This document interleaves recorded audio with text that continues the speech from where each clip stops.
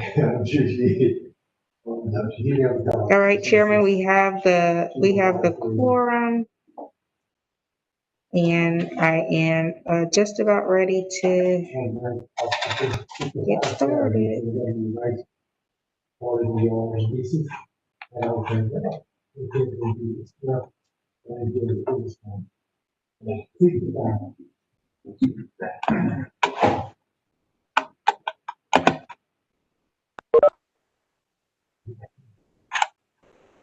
Lawrence, are you good to go?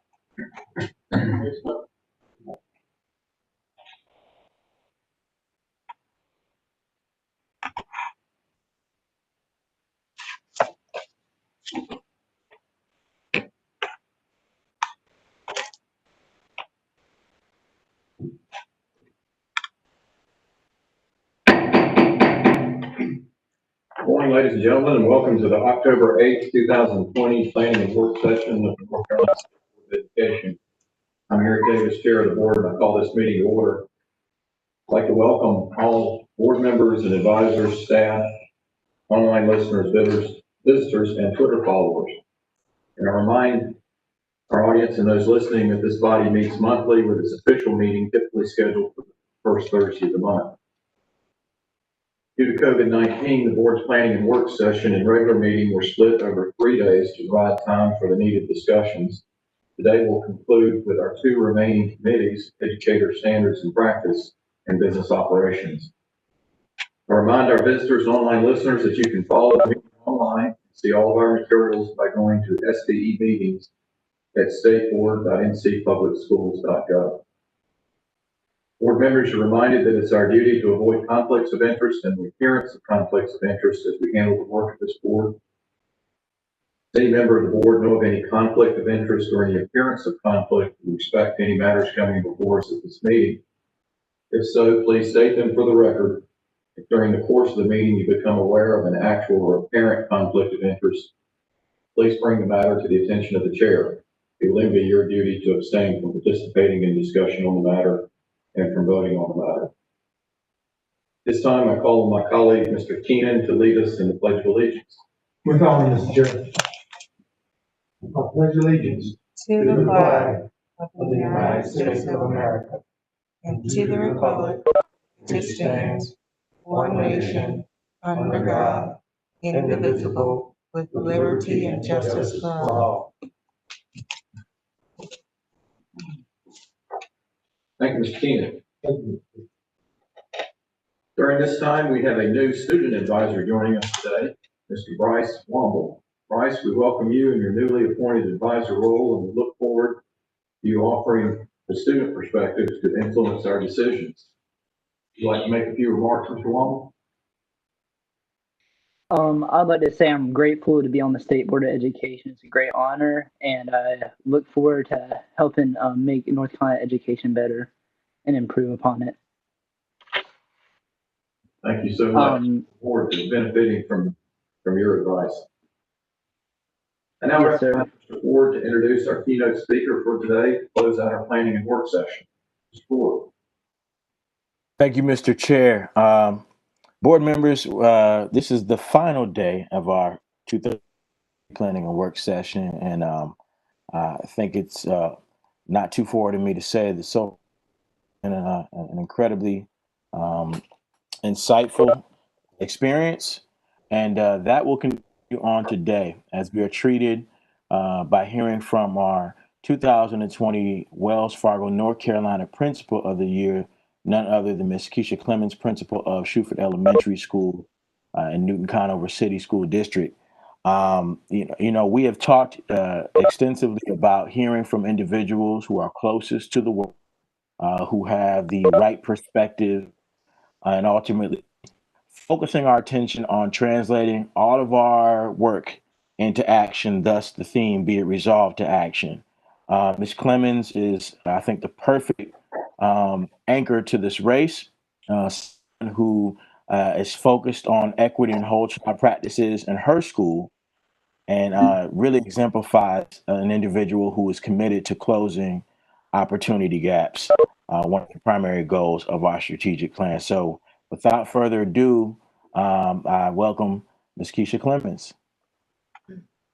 Thank you, Mr. Ford. I appreciate that one. Welcome, and to the State Board, Superintendent Johnson, advisors.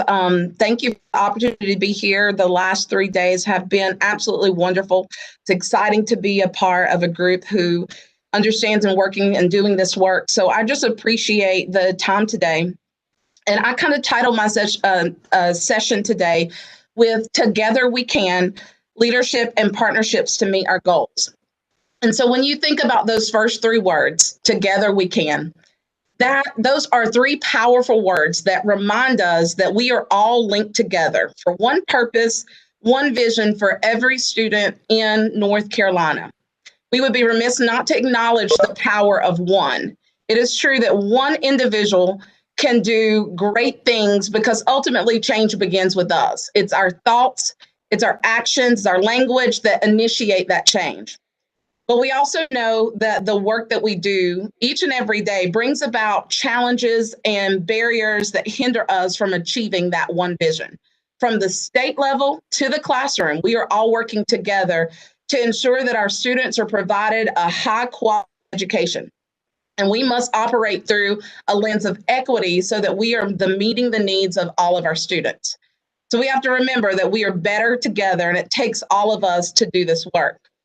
So as you embark on this journey with me today, I want to, one, revisit the principles from our equity resolution and action framework that undergird our state's vision, share a little bit about Shuford Elementary from past to present, outlining our journey towards developing a program that fosters the whole child, and 3, how we have leveraged partnerships to move the needle forward.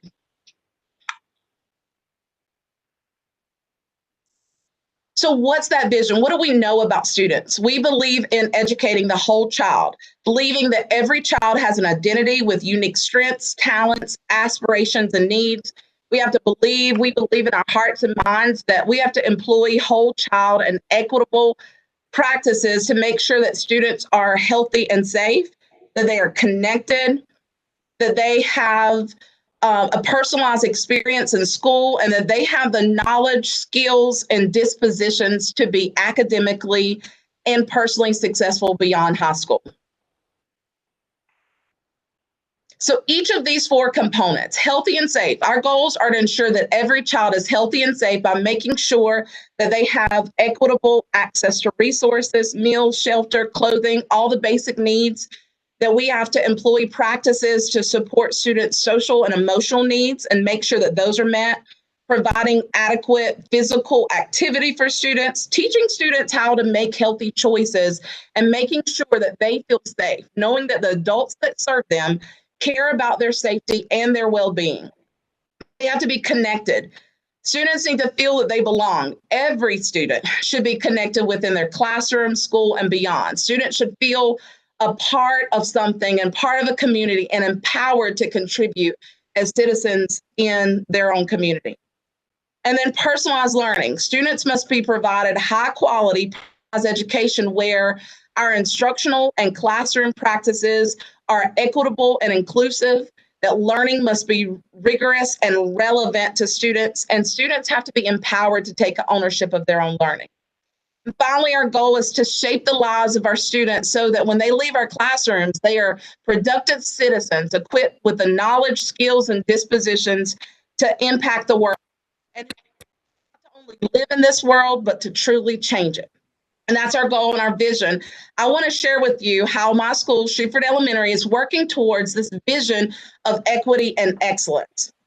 So a little bit about Shuford. Mr. Ford shared Shuford is one of 7 schools in Newton-Conover City Schools, serving approximately 450 students. We're in Catawba County, which has 3 school systems within the county in the Northwest region.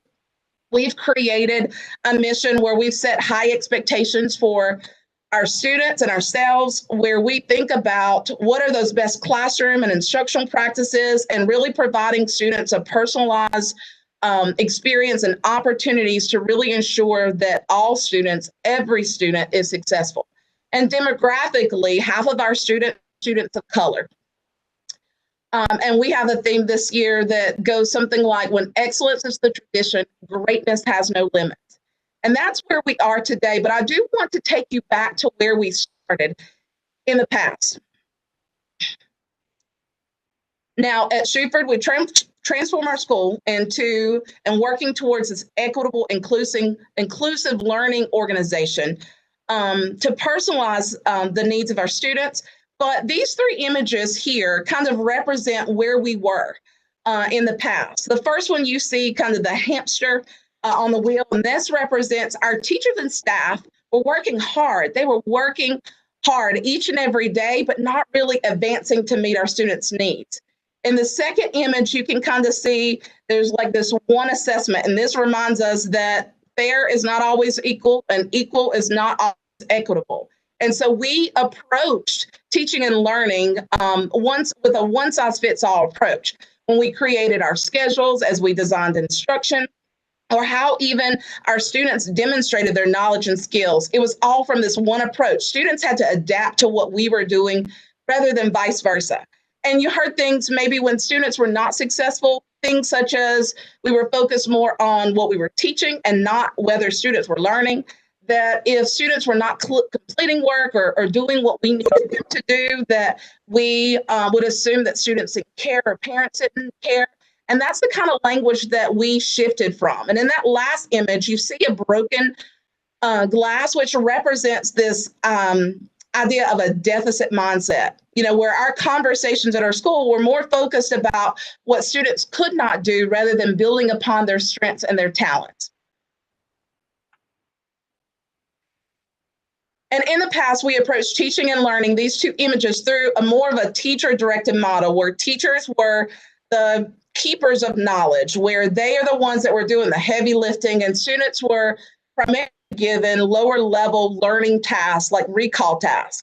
And the physical environment in our classrooms were not conducive to learning, consisting of a lot of rows and desks where students were asked to talk less and listen more.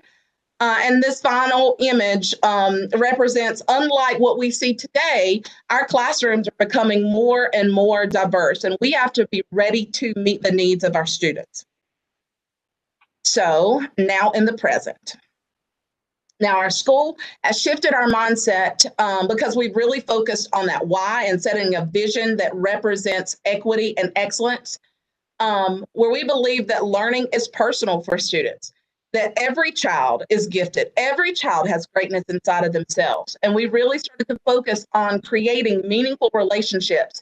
And this is paramount to our work. That no longer are students adapting to what we are doing, but we are adapting our practices to think about each student and family needs. And families and community become more and more partners in education. So on this next slide, I'm just going to introduce two teachers. And here's just a video clip of the teachers sharing how we have done this work. Ms. Kaylee Roselle and Kenitra Waddell, fifth grade teachers.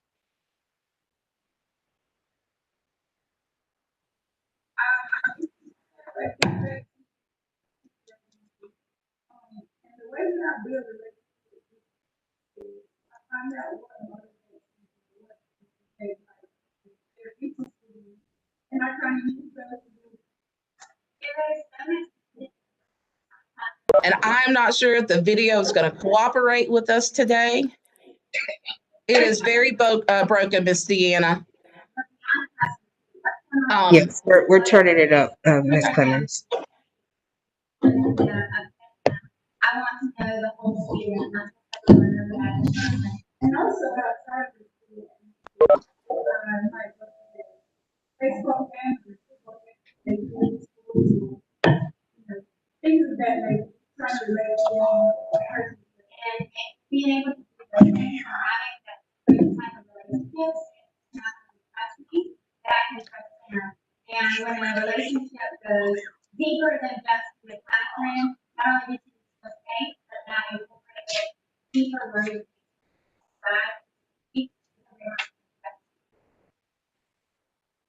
I think most of you, if you on my end, it was really sometimes video audio doesn't always come through very clearly. So that could be it.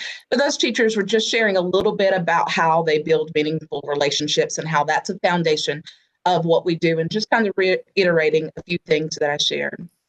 Now, as we move to the next thing, thinking about how we foster healthy and happy children. And our school being really focused on the social emotional learning.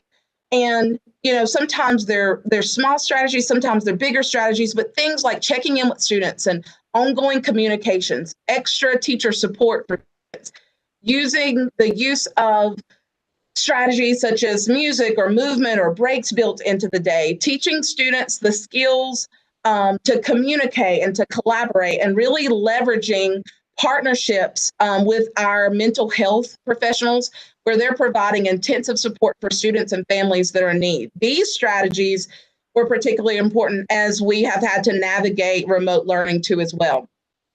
We also started to create a learner-centered culture where students participated in creating a shared vision in the classroom, that they are members of this classroom and participants and treated as citizens, that they are provided a voice as citizens in the classroom, as part of the school community, and they become co-creators and collaborators with their peers and also with their teachers. And then finally, creating this personalized framework, designing this framework together with our whole school community, and using an adaptive blending model to do this. And we defined what that quality instruction looks like in the classroom, and really setting high expectations for learning for all students. So no longer having this deficit mindset. So how did we do this? The first thing we started with is culture. Culture is so important. It's the foundation. It's the foundational component of any school that's really focused on equity and inclusion and thinking about the success of students. And it's something that is ongoing. And it's been imperative for us to build a culture of equity that includes a culture of learning, collaboration, thinking about leadership, innovation, and student success. And these components of our culture that we have built applies to all of our stakeholders, our students, our staff, our parents, that we are all learners, we're all leaders, we all are contributing to something bigger than ourselves and collaborators, and that we have to approach things through an innovative way to continue to do more and better than we have before. And there are specific leadership practices that we've employed that have really helped us design a pathway for success. So together, shaping that culture, not just the responsibility of the principal or leadership team, it's everyone's responsibility in shaping that culture of learning, collaboration, leadership, and innovation. And we looked at knowing our why. We were really good at the what and the how. But then we started to think about, why are we doing what we're doing? And we created a common message that everyone knew of why we were doing this work. And that is what helped to drive us. And then as all of our stakeholders developed a shared vision, which included the language that represents our commitment to equity and excellence, ongoing use of data for continuous improvement to making classroom and school decisions. And the data was disaggregated and broken down. And we use that every day, every week, every month to look at what are the things that we need to do differently to better meet our students.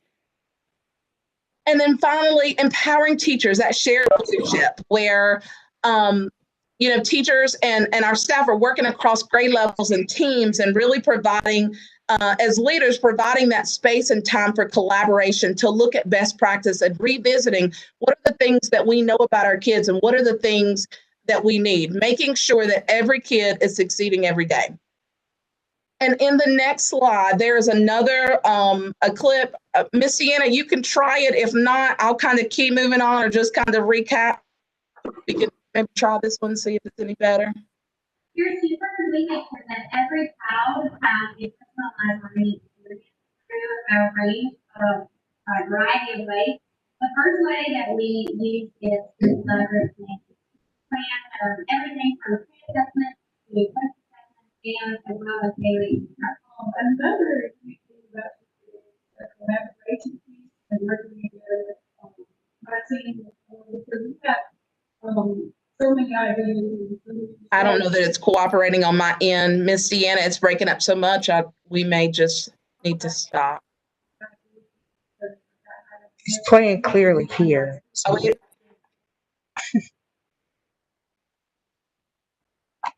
it's probably because it's coming through your screen, maybe. Yes. And in those clips, those fifth grade teachers talked about the level of collaboration that it takes to do this work, and looking at individual kids and knowing what their individual needs are to create and design what's best for them.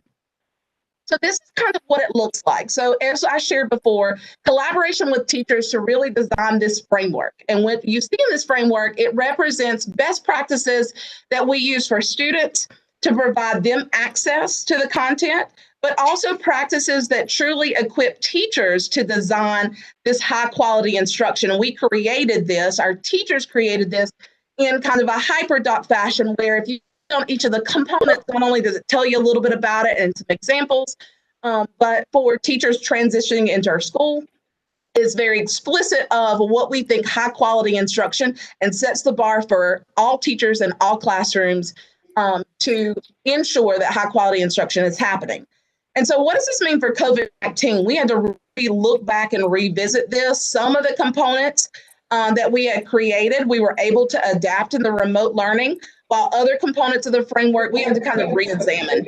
The hands-on activities and the collaborative activities, we had to think very differently for kids that we were primarily seeing through Zoom. And what did that look like, and what could we create? And so it took a lot of time and work, and really using the expertise across our whole school to really think about how do we still provide these opportunities for students, even in the middle of a pandemic. And then we had to re-examine how to best engage students in the virtual world, whether that was incorporating more interactive games through Zoom, breakouts, and looking at the different strategies that really help keep kids connected and engaged with content and within what we were doing in the classroom. And so this framework, moving to the next slide, has 4 pillars. And these 4 pillars allow us to really focus on the whole child, starting with the learner profile, which is all about their learner. That's what personalized learning is about. It's about knowing students' interests, their passions, knowing about their cultural backgrounds, knowing what motivates them and what are barriers to their learning, and using that to help design a pathway for them. And then part of the second pillar of personalized learning that we use is a competency-based progression. And it's a structure created that begins with teachers identifying what students know and are able to do and building upon that. And then the third pillar is individual learner paths. And we call those pathways, and it's created to meet students where they are and to help them to progress towards mastery. Includes small group instruction, differentiated tasks, to meet the needs of the students. And then the final pillar is flexible learning environments. And that refers to not only the physical environment in the classroom and the learning space that we create and the choices that we create for students, but also providing students with various opportunities to demonstrate their mastery of their learning. And so each of these pillars, we look at students are engaged in their learning, making sure learning is personal and aligned to that learner profile that we spoke about. And it can be embedding instructional activities that meet their interests and passions, or using text and materials that represent students' identity and their community, opportunities for hands-on collaboration, and it goes on. But we want students to take ownership of their, and they use a lot of different tools to be able to do that, and to support not only their own learning, but then teachers are able to better meet their needs. And this helps us to eliminate those opportunity gaps. When different students have different pathways of learning and a different pace that they can go at, even though those pathways are different, we don't have low expectations for our students. Those pathways are different, but we don't lose the rigor of the standard and the rigor of the content while we are designing those. And ultimately, through these 4 pillars and through the pathways that we create, that we want students to have the knowledge, skills, and dispositions to thrive, to be personally responsible, to be adaptable, really hone in on those critical and problem-solving skills, and thinking about how they manage and helping them be able to manage their time. So in the next slide, there is looking at the whole child. This is just a small example of a learner profile. It does not encompass everything that we know about a child, but we want to think about everything that we can learn about them. And it not only helps the teacher, but also helps the child understand who they are as learners. And if we are to really be able to provide equitable and inclusive practices face-to-face in our digital in our digital world, we have to really know the learner. Here, I want you to meet Giovanni. Giovanni is a student at Shuford, and as you can see by his learner profile that he loves sports and motivated by competition. He's a visual learner. He's an English language learner. He is identified in AIG, and the list goes on and on about Giovanni. We also know that Giovanni has scored high on the MD1 pre-assessment that students take so that we know what they know and what they're able to do. And as you can see at the bottom of Giovanni's learner profile, you can see that the teachers think about the standards and think about the end at keeping the end in mind. And they kind of break up the standard into smaller chunks and learning targets. And so you can see with his learner profile that Giovanni has already mastered the first 4 learning targets within the standard. So he's going to need something a little bit different than maybe another student who needs more prerequisite skills. So now moving to the next slide, I want to introduce you to Kira. And Kira, just like Giovanni, has a learner profile that we build upon each and every day. And Kira, we know that she enjoys playing games, that she's an auditory learner. She prefers working in a collaborative setting, that she enjoys school, sometimes can get a little overwhelmed, but her MD1 pre-assessment, she demonstrated that she is ready for the content. So you can see that there are 2 learning targets that she's already mastered, but most of them that she is not. So she is ready for the content. So now you see 2 different schools, 2 different learner profiles that now teachers have to consider and think about as they are designing their small group instruction and their pathways to help students be successful. And so going to the next slide, let me kind of walk through the shoes of Giovanni and Kira.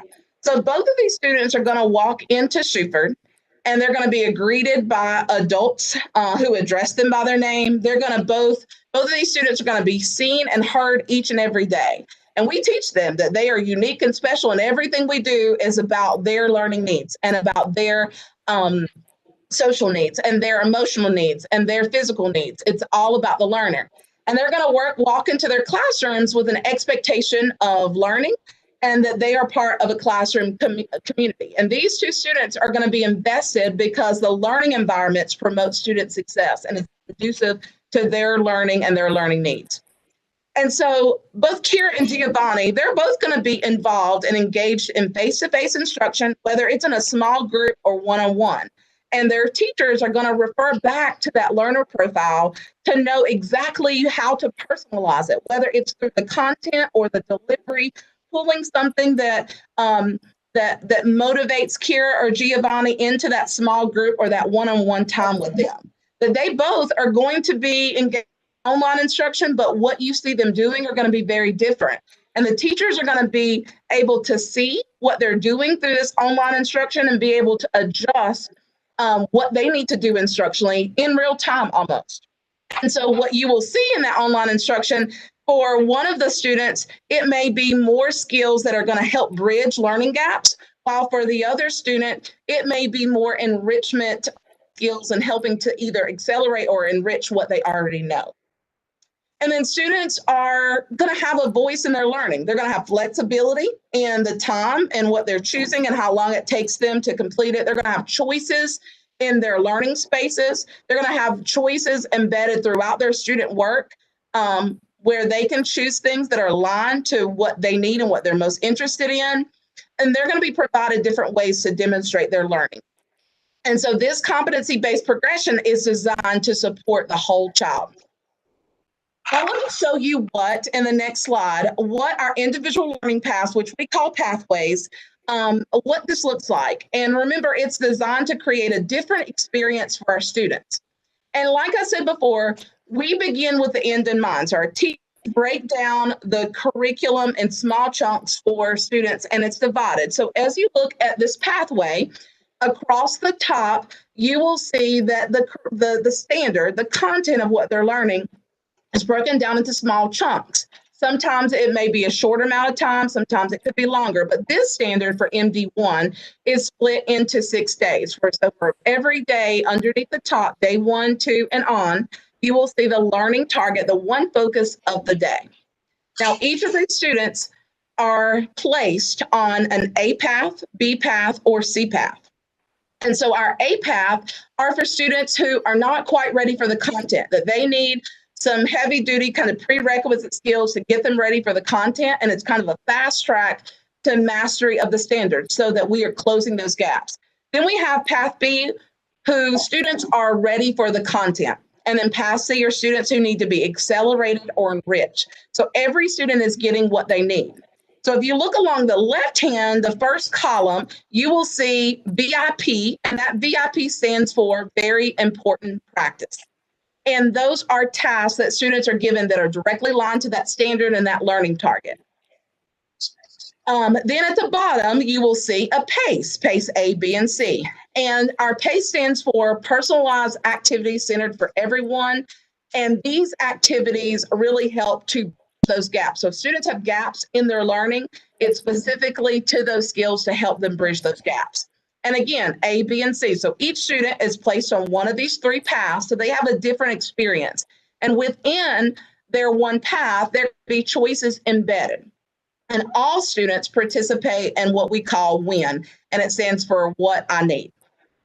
So as Giovanni looks at his pathway, moving to the next slide, you can see what Giovanni would see in his classroom. Now, Giovanni, we know lots about him and liking to work independent.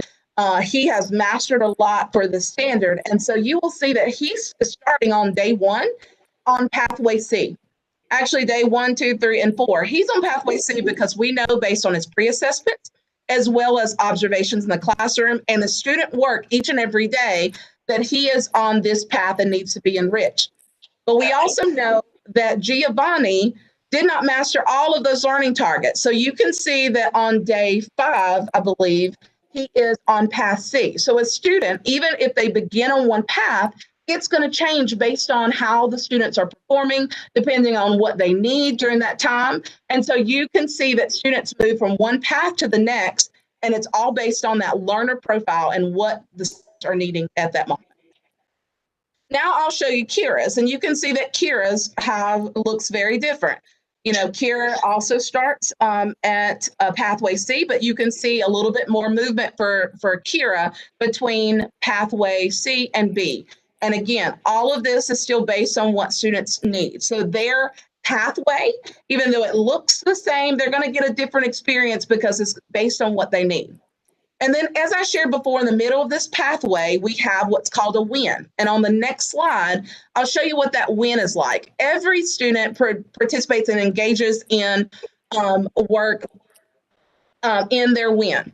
And students are taught and given the opportunity to really track what they know and are able to do through their data notebooks. And right now, all of our data notebooks are digital. And so students include things about themselves, about what they learn about themselves. They include information about their pre and post assessment. They include goals and reflections about who they are as learners and their work. And there are a lot of things compiled in this data notebook, but students use that then to decide, what do I need the most when I'm working on my WIN? So if they go back to look at their data notebook and see that, oh, I didn't do so well on this standard on NF4, comparing fractions, then that might be something that I choose. And so teachers and students work together in helping them make the best choices for themselves. And students have choices embedded within this WIN. So as they think about how they learn best or what they enjoy, they may choose a game with a friend versus doing an independent activity to help build those skills within that particular standard. And there are other resources that they use, from videos to interactive notebooks and other resources, anchor charts that teachers build and work with students to help them as they are getting more practice in this particular skill or standard. And so one of my favorite parts of this presentation was introducing 3 students to you, Amari, Kira, and Brandon, who were going to share their reflections about their personalized experience. And these 2 students, I don't know if you want to try one more time. 3rd time's the charm, maybe. Oh, we have men and women. And what it is if we like get a 6 for the first place, answer ABC form, if it the men, it could say, alright, so ABC form, multiplying, and I can just get a multiplying, what if I do that, and I can get better at it, and that's what win is for, and it's again what I do. And Miss Deanna, I think it's happening again on your end. It probably is playing very clearly. And I don't know if anybody else through chat on my end, it's broken.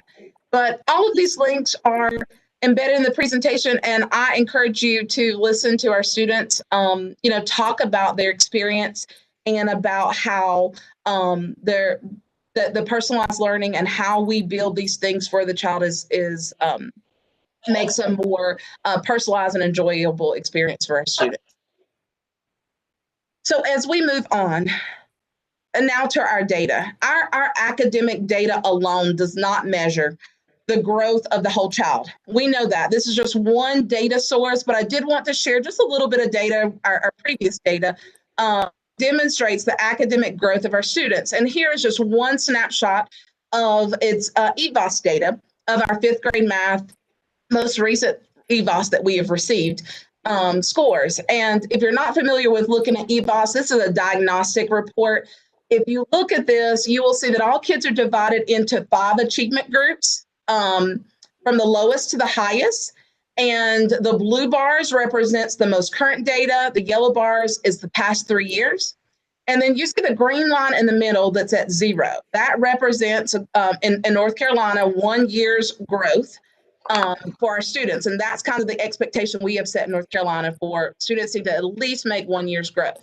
So as now you look at this graph, you can see in every achievement group that students are exceeding growth in each, no matter if they are in the lowest achievement group or the highest, each student or each group is exceeding growth. And then finally, the next slide, our school accountability report, still coming from EVOS. One in the upper part just shows that our school as a whole has exceeded growth in the last 3 years that we've had, the growth measures, but also that our subgroups have met or exceeded growth in reading and math, and all subgroups have exceeded growth in science. So we are very proud of the work of our students, but again, the academic data is only just one piece of evidence that show that, the things that we're doing and we're trying to meet the needs of our kids.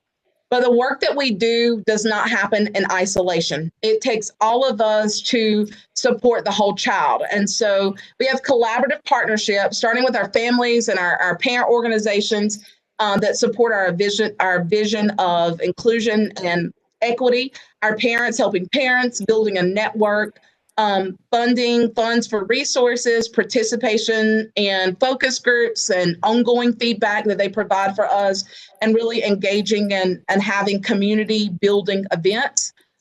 We also have a lot of faith-based organizations and local businesses that work with us to help provide students basic needs of securing housing, for funds for utilities, donating, and helping to support student health needs, such as purchasing glasses for students who may not have them, providing clothes for our clothes closet. We would not be able to do this work and to really meet the whole child needs without our collaborative partnerships.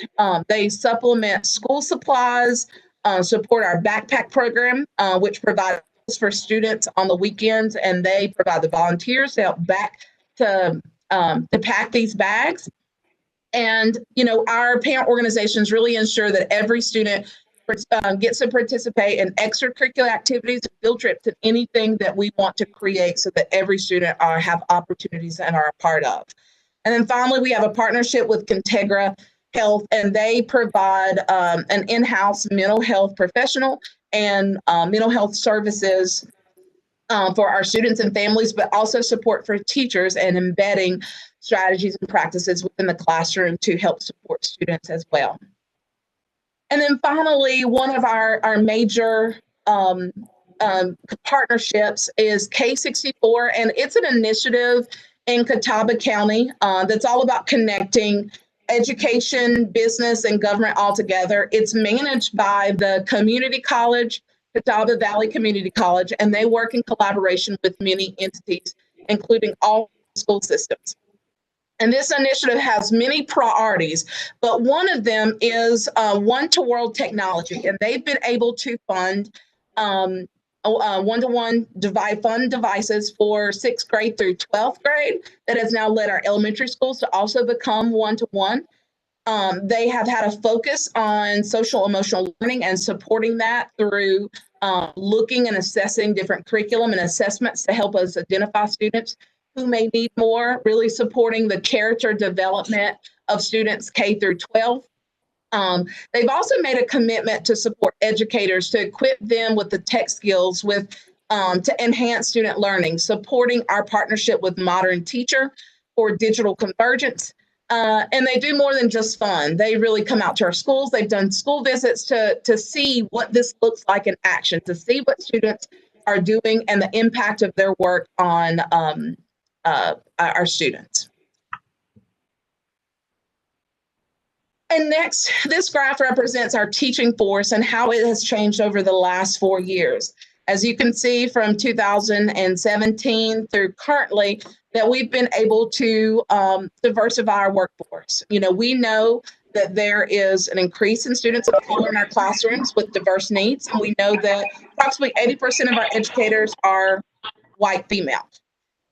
We know that there's a need for teachers of color, and you know, we have to find teachers and staff who are passionate about equity and social justice, and we have to be intentional about the recruitment and retention efforts for diversifying our workforce. So we went from about approximately 3% to 22%, and we know that that is not where we want to be, but we have made some improvements in that, and we attribute our recruitment of more teachers of color and a diverse staff.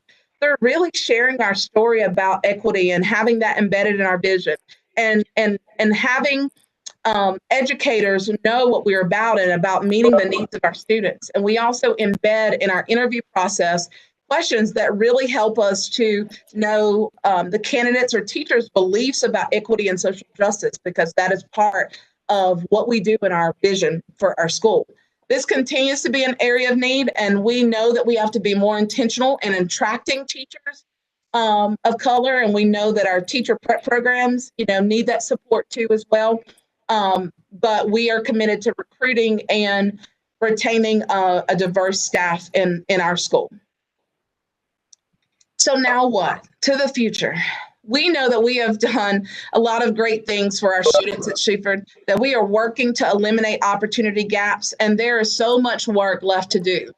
But as we talk about equity, what I found is missing is that for many of those conversations that we're having about equity, we are missing conversations about race and about other social justice concepts. We have to be courageous in leading to confront biases and assumptions, and we have to be leaders of that by confronting ourselves and through that that critical self-reflection. We have to make sure that all voices are heard. All voices are not always heard, so we have to work together to kind of elevate the voices of our students, but also our communities who are typically marginalized. And we have to leverage the expertise of our communities for the betterment of our school and community. We need leaders driving this work so that we are developing equity teams at the state, at the district, and the school levels. This is critical because we can't move forward unless we have leaders really thinking about this work and being intentional each and every day about how we move forward. We have to also understand that many teachers, principals, district level staff may not have the knowledge or skills, the mindset to lead this work. So we need to build capacity. And this is all across North Carolina, but we can't forget about the areas of the state that are the least diverse. Maybe maybe some of the most challenging areas to shift mindsets. Because this is a work is important everywhere. There must be school and district support and leading for social justice. This work is so necessary. So I finally urge our State Board of Education district leaders to really work towards recruiting a diversified, high quality diversified staff.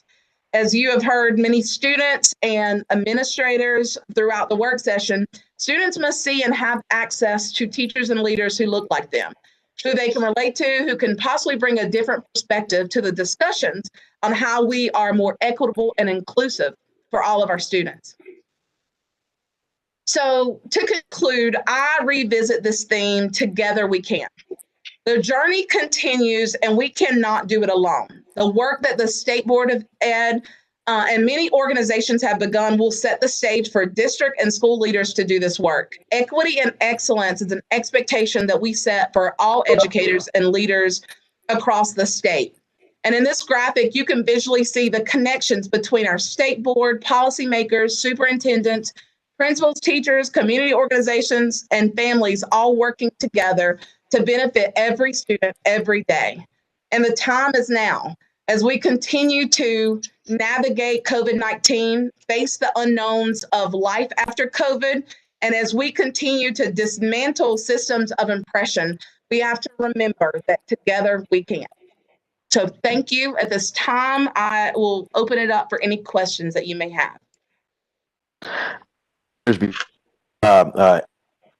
Any questions, I just want to take a moment to say, Ms. Clemens, that was a remarkable presentation. You stand as an exemplar of what is possible, and I know I speak for the rest of the board when I say thoroughly impressed by the gains you have made. Thank you for taking us on the journey of Shuford and how you have evolved. Any questions that you all have, board members, please feel free to lift them up right now. Take advantage of this opportunity.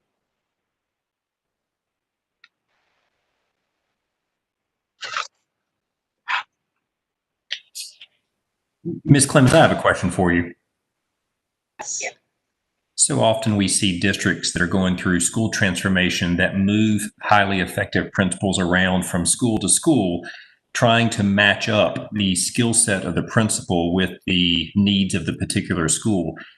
You've been at Shuford for several years. Can you speak to the importance of having high quality leadership that is rooted at a school over many years in order to track and to develop and to promote and to sustain that school transformation effort? That is a great question, Mr. Smith, because all of the things that you see and I can talk about did not happen in 1 year or 2 years. It was an ongoing process. And school transformation is about people and about getting them to buy into a vision and get wrapped around something bigger than themselves. And that takes time to build trust, to that culture piece. And for principals, you got to have time with your staff so that you can see those gains and that you can start to have deeper and deeper conversations. In my first year at Shuford, we set a vision, but it wasn't until really probably year 2 or year 3 where we could have very open, be very vulnerable, have open conversations about what was happening in our school, what we needed to do to improve, and really setting a higher expectation of accountability, whole school accountability.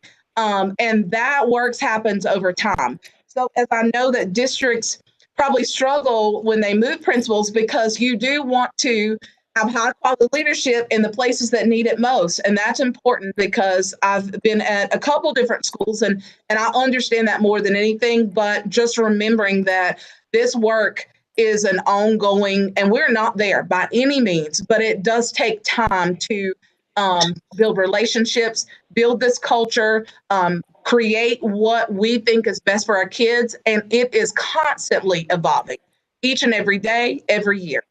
Great question, Mr. Smith.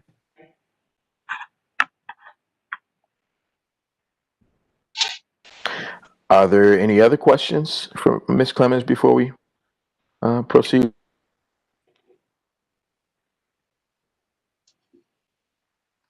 Well, I would just like to say, what a fitting and beautiful encapsulation of our past couple of days. You really tied a bow on that beautifully. And as a state board, as a state writ large, and especially the communities and families you serve, I know that they're indebted to you, gift that you give it to us. So thank you for allowing us to learn from you today as part of our learning and work session. And with that, Mr. Chair, concludes our work. Thank you, Mr. Ford. Thank you, Ms. Clemens, and we appreciate the courageous leadership you're providing there at Shuford Elementary and the inspiring example for all of us across the state how to care for and educate our students. Mr. Ford, I would like to open the floor to see if there are any general comments from our colleagues about what we learned from over the past 3 days.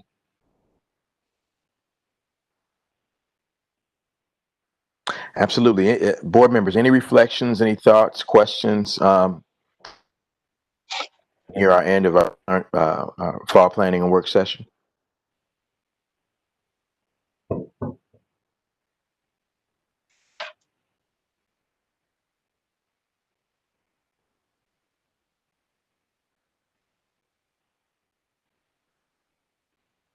To be clear, there are several comments in the chat, Mr. Chair, that many people listening live can't see. But would anyone like to lift?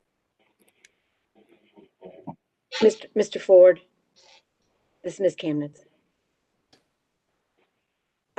Just briefly, we started out Tuesday morning saying that the one-word theme for this planning work session was action. And I think that we have now a long list of actions that we as a board can take, some that we were already aware of, but some that have been lifted up to us by the wonderful presenters we've had.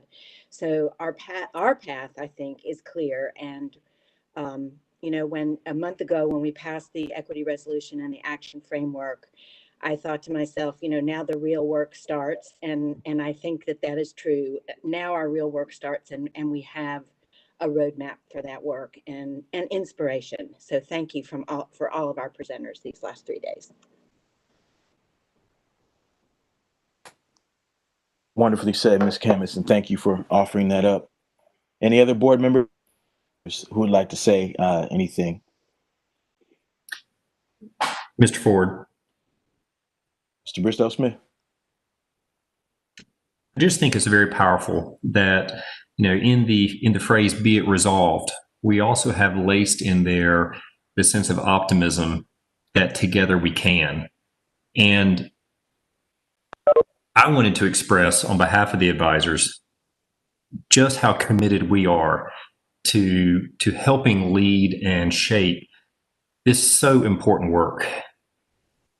I want to think about where we might be as a state had the Leandro recommendations been implemented 20 years ago. I mean, when we consider the West Ed report and the recommendations from that, and how they're coupled with the state board's equity resolution and our framework for action, and the emergence of My Future NC as a laser focus for us in 2030, if we can just move forward now, imagine the generational possibilities for the state of North Carolina, which has historically been a leader in public education, but has gotten deeply rooted in sometimes polarization, polemical dialogues.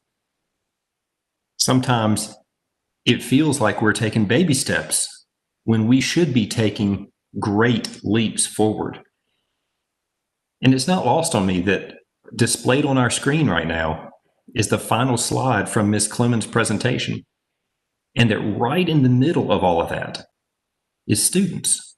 So I would just call upon us all, including folks that are listening including our political leaders, our governor, our Senate, our House, our local leaders, to dig deep and to find within yourselves the commitment to put students at the center of our work.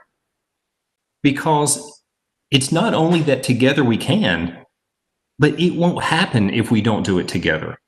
Like, this is a prerequisite. It is a contingency. We must commit to lifting all students up in our state. And it's long overdue. And so there's a sense of urgency. I want to make sure that, for the record, all of the advisors are on board. Let's do this. Thank you, Mr. Bristow Smith. Are there any others? Mr. Ford, this is Mariah Morris. I have a comment. Absolutely, Ms. Morris, proceed. Thank you. I would like to thank Ms. Clemens for that beautiful presentation. And I think it was a wonderful way to end our work together during this fall planning session. And it makes me reflect full circle on where we started with our panel of amazing students and teachers and administration from Vance and Edgecombe County. And I think in both of that panel presentation and with Ms. Clemens' presentation today, we see the power of designing systems with our students and our teachers and not for them. And I want to impress upon this leadership group and any leaders who are listening that our teachers and our students and our administration, they are courageous right now.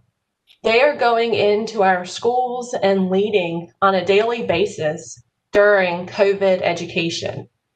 And I want to hope that we build out systems where we are radically including their voices in a way that is unprecedented right now, because we see the power of when Ms. Clemens brought her teachers in as equal players into designing this new system and not doing it to them.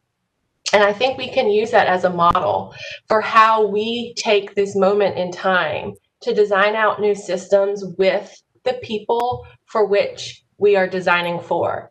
And I think that we saw in that opening panel how amazing our students are and how strong their voices are and how they get what's happening in the world right now.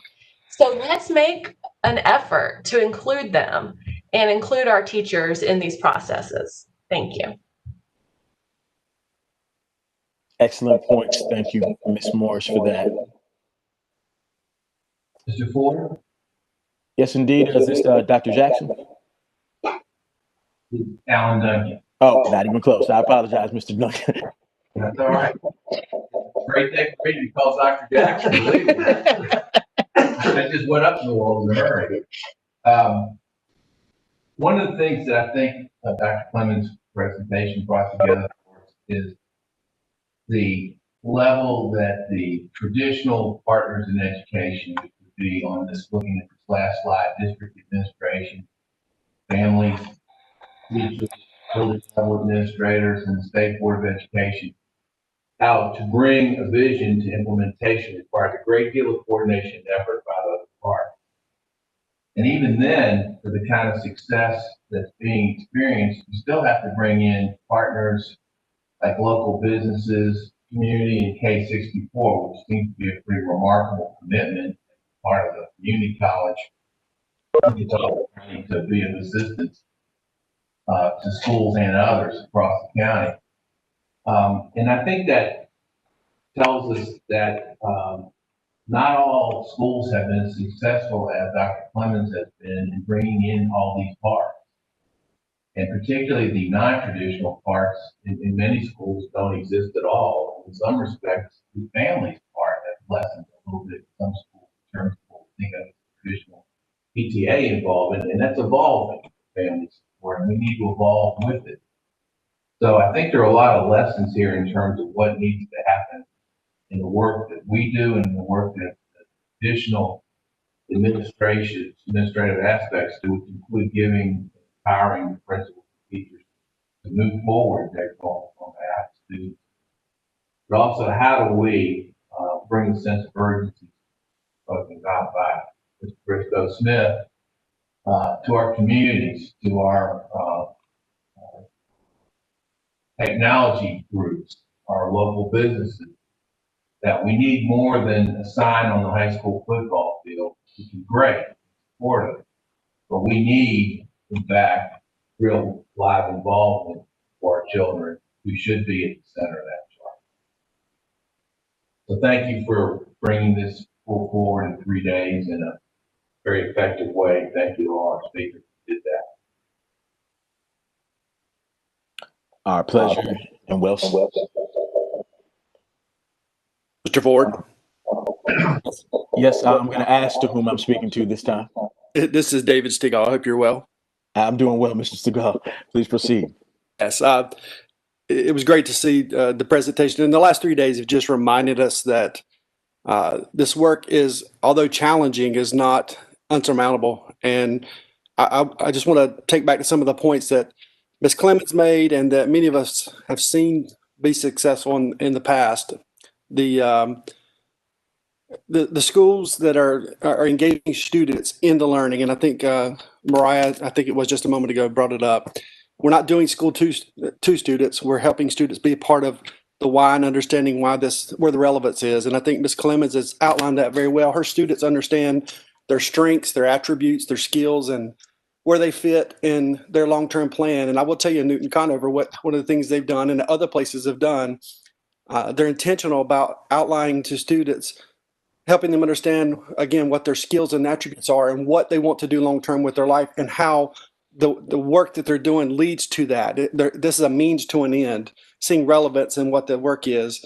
They do have strong partnerships. And as Mr. Duncan said, the partnerships aren't just on creating a cute banner and those things are important for financial needs, but the partnerships are deep. I know in that district, students are involved with internships and apprenticeships and creating a 10-year plan. It sounds like a silly thing to think about for 5th, 6th, 7th, 8th graders, but they're helping students to understand where do you see long-term you would like to be and help them backwards map how to get there.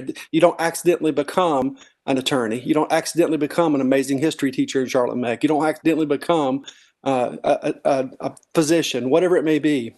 They help them understand what skills are needed. And I will say the thing that's done well in school districts that have set these examples for us is they focus on their weaknesses and they commit to improving them. They trust one another. It's not about pointing out what's wrong in a critical manner. It's pointing out what's wrong so that they can address it and head on and hold each other accountable. And that trust is vital. And there's unfiltered constructive dialogue, committed to follow through on decisions, and they hold each other accountable to that. The main thing about it is, and what you'll hear probably in many school districts that are doing well is, don't focus on the test, don't focus on the assessment, focus on relevance and engagement and helping students understand why it's important. And if you do that, the test results will be there. If they're not, we're assessing the wrong things. If students are engaged and they see the why and the relevance and how this will help them long term and how it can lift them out of tough situations and help them reach goals, that is what matters. We have to look at school as not doing it to students, but helping students be, it's their personalized plan, as she shared. They own their own learning, and there's so much power in that. So thank you for the presentations, and thank you for the commitment of the board. Key educational insights there. Appreciate you distilling those down for. Hey, shout out to that guy that used to be Superintendent Newton Conover that's now leading this work for the state. Go, David. For the record, that is Dr.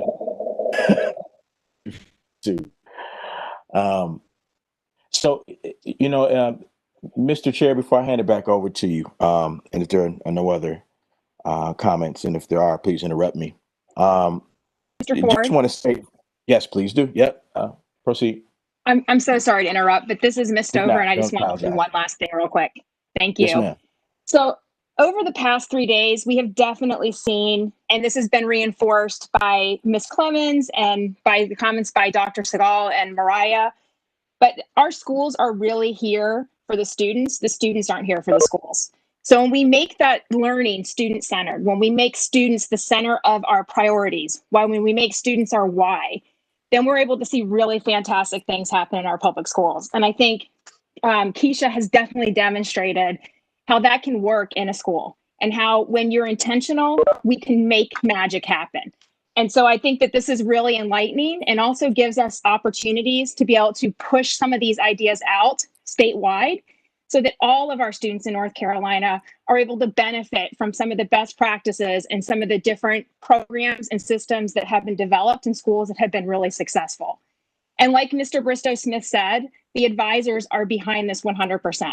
Our priority is to make learning better for students in North Carolina, and to give more equitable opportunities to every single kid in our state, so that they are able to be the best person they can be when they exit our pre-K-12 system. And so I am really excited to be part of the advisory to the board. I am so excited to be part of this work. I'm so excited to work with the other advisors and with all the members of the school board, to have an opportunity to continue driving high quality, top-notch education, where we are actively looking for opportunities to reduce those opportunity gaps, and to find ways to make education more equitable, and to be able to take what was mandated by Leandro and actually put that into action. So thank you so much to everyone who made comments, and thank you so much to all the presenters for the past couple of days. This has truly been very inspirational, very motivational, and very enlightening. Thank you, Ms. Stover, and to all of our advisors for continuing to do the word center as a verb, and what it means to truly center. And I would just say, as we conclude this planning and work session agenda, that no one could have foreseen what 2020 was offering us. The convergence of social, political, educational factors just could not have been predicted. But we're here. And, there's a concept that I live by, first introduced to it by a book by Bobby, Seize the Time. We're in an opportunity where we have the moment to seize the time that we're in, but this is also, I'll speak candidly, the most difficult part of the work. That is moving from our espoused values, the things that we say, the platitudes we confess, and translating those things into enacted values. In fact, if there's anything that I think we've struggled with, thematically throughout all the years of our existence as a nation, it's been that thing, the incredible loftiness of our ideals, and often the failure too many times to execute on those things. The hard decisions, the actionable items that have to be taken and moved upon is where we struggle. But this is such a moment. And I believe it's incumbent upon us as a board to seize this time and translate and move everything that we put down in our framework and our guiding principles into action. And so with that, I feel like that's a fitting end to our planning and work session, and meets the theme of the overall past 3 days. And I want to thank all of our board members, as well as, and especially the Strategic Planning Committee, for all the work that's been put into it. Thank you. Thank you, Mr. Ford. One thing I'd add to my colleagues and our advisors' most appropriate comments is the first day we started with our history, particularly over the last 160 years. And what it caused me to do personally is to reflect on the last 60 years, which for me is less about history and more about life experiences as a first grader in a segregated school in Charlotte, North Carolina. And what I learned from our history is that we do our best work in the most challenging of times.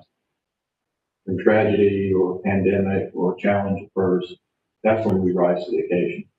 This is one of those times. And then the next day, we heard from a terrific leader in one of our great districts. She reminded us, along with Dr. Emery, that leadership matters. In fact, it starts with leadership. Be willing to change personally and to lead the necessary change that our students need. And then today we heard from a great principal who's on the ground working with teachers and students and their families, implementing vision that we all have. So I'm really grateful for the last 3 days and look forward to the next 3 days with even greater anticipation of success for what we'll accomplish for our students. Speaking of accomplishing things for our students, one of the partnerships that through this pandemic has really deepened and become such an important part of our service to our students is our partnership with the Department of Health and Human Services. They have so greatly helped us take care of and keep our teachers and students and all staff safe while working to build safe communities for our schools to thrive in. And at this time, I'm delighted to call on Chief Deputy Secretary Susan Gale Perry to provide us an update on COVID-19 and school operations. Ms. Gale Perry.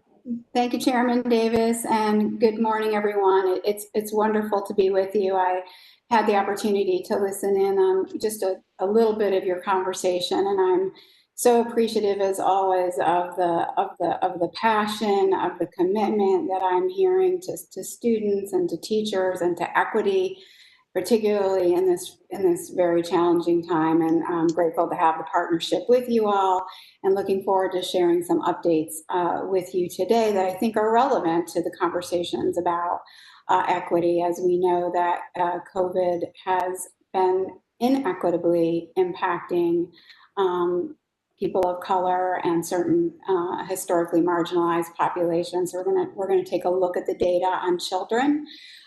Before we dive right into that, we have a fairly short presentation for you today. A couple remarks I would want to make just overall in general, what we're seeing. I think we are all in agreement that our shared goal is to get and keep our schools open and keep our students and our teachers and our school staff as safe as possible. And there are a lot of protocols in place that we'll talk some more about some of the updates to those today to make that happen. I do want to say overall as a state, and I think as a nation, but I'm going to talk specifically about North Carolina. We have seen mostly stable cases, but we are starting to see an uptick. And that is a result of the more that we have open, the more folks are moving around, the more opportunities there are for community spread. And so the more that we move towards reopening, the more vigilant we all have to be about making sure that we're following those basic health and safety protocols, the washing of our hands, the wearing of our face coverings, the waiting 6 feet or further apart is just so critical, because again, the more we're opening, the more we are starting to see some uptick in cases, and we really want to bring that down so that we can keep and get our schools open, our students back in school. I know that's something that is a goal of all of ours. We're also seeing significant or good increases in our testing numbers, so that's positive as well. But again, just want to emphasize that testing is a critical part of the solution, but the most important part of the solution is what we all are doing every day to take all the steps we need to protect ourselves and each other. So I'm going to talk right now about some of the data, and we're going to go ahead and flip to the next slide. Overall in the deck today, what you're going to see is that basically we're going to cover 3 things. One is I'm going to talk about the data, what we're learning, what we're seeing. We're going to talk about changes to the toolkit over the last couple of weeks that are really important. And then we're going to talk about some new guidance that we're offering around testing for districts that are considering testing and testing strategies, and a little bit about that. I'm going to do that with my colleague, Becky Blanchard, who's our senior policy advisor, but I'm going to start with the data. So if we could go right on to the next slide, that would be great. So I think the key, this is a little bit of a lot on this slide. The key takeaway on this slide is what it's showing you is percent is cases over time by age group. And I think the key takeaways here and the positive news is that overall we've seen pretty stable trends among our children ages 5 to 17. So you can see that purple, yellow, and red band. Remember that these data include all children who are school age, not just children who are currently enrolled in public school. And this is not just related to clusters, this is all children. But overall, even as we've moved through school reopening, we're not seeing significant increases in COVID cases in children as a result. So that's positive. So I'm gonna move to the next slide if we could, and talk a little bit about what we're seeing in terms of race data.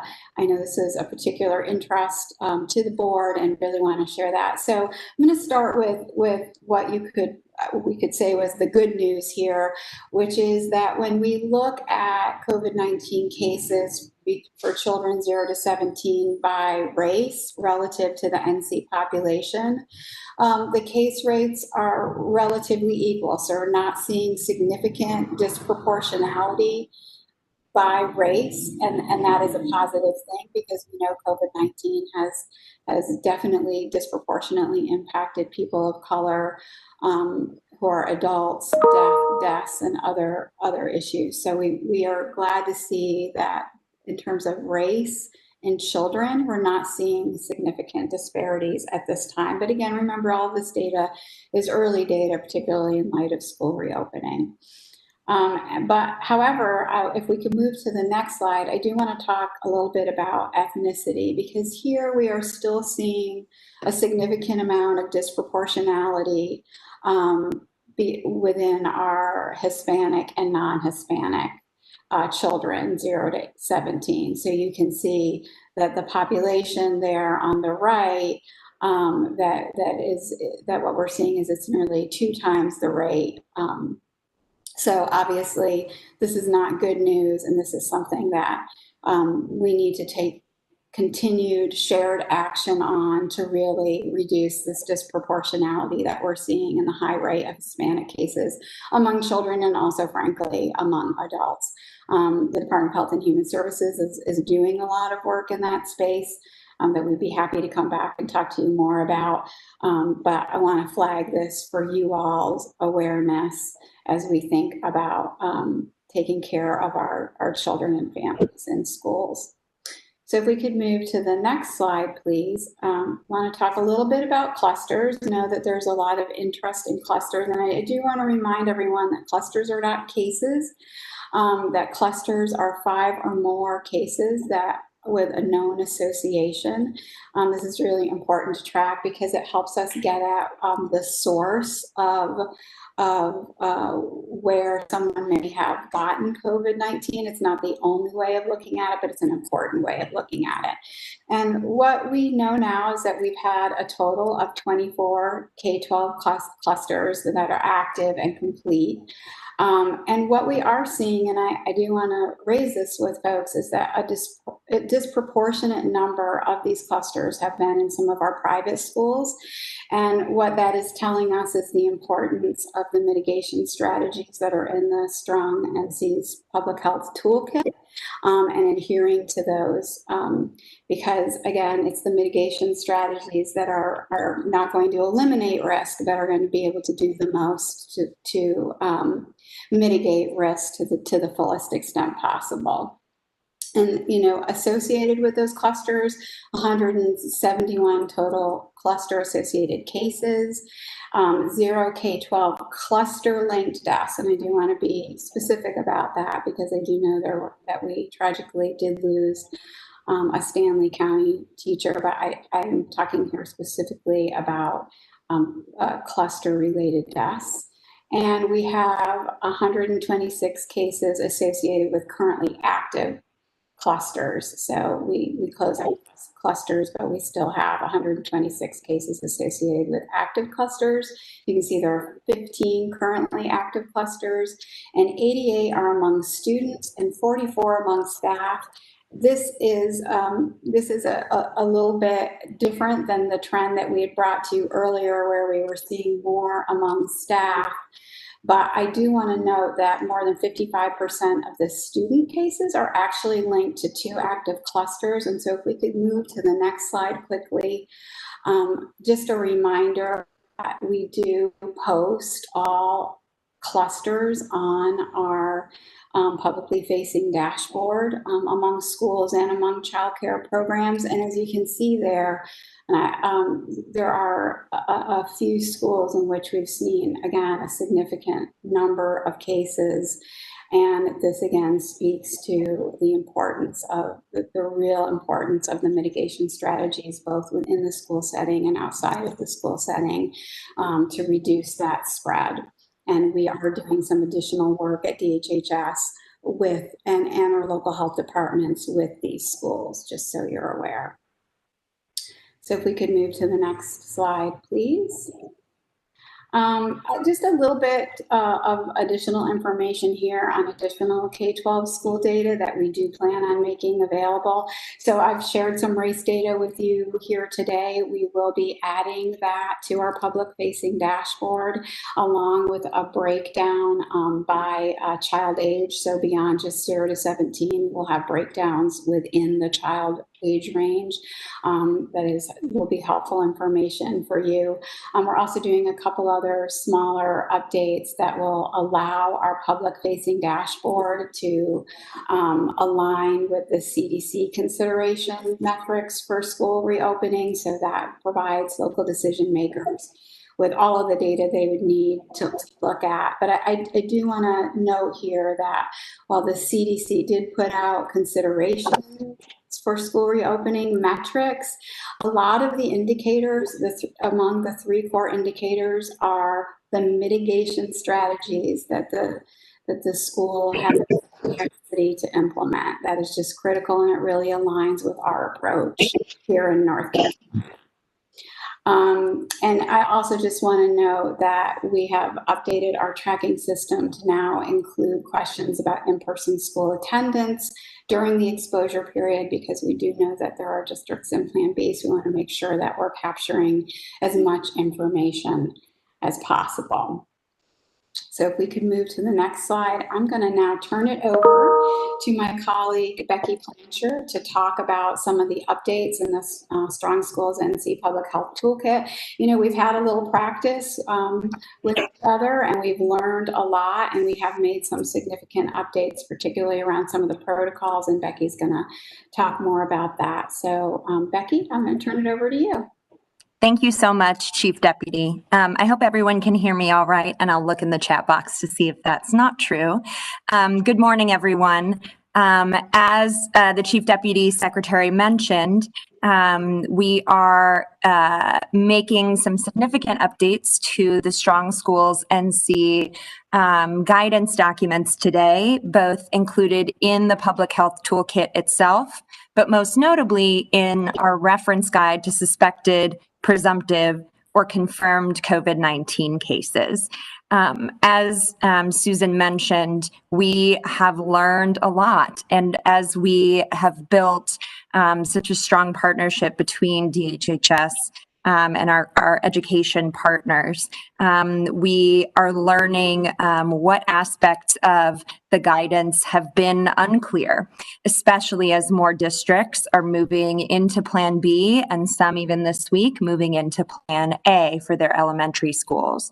And so we want to ensure that our guidance not only captures what is required from a public health perspective, but that we are able to see our schools and our districts across the state, we're able to see them execute and implement off of those requirements.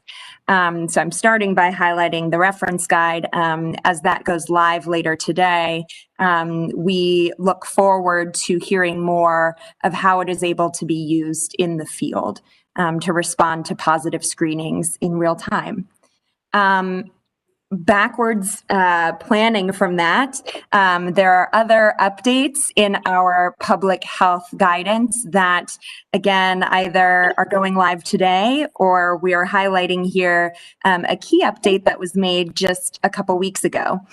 So it says new at the top, but as you all know, Governor Cooper, a few weeks back, I believe it was on the 17th of September, expanded in-person learning options for our elementary school students in kindergarten through 5th grade to operate on a Plan A approach to in-person learning. Those changes to the toolkit reflecting that new decision were made a couple of weeks ago.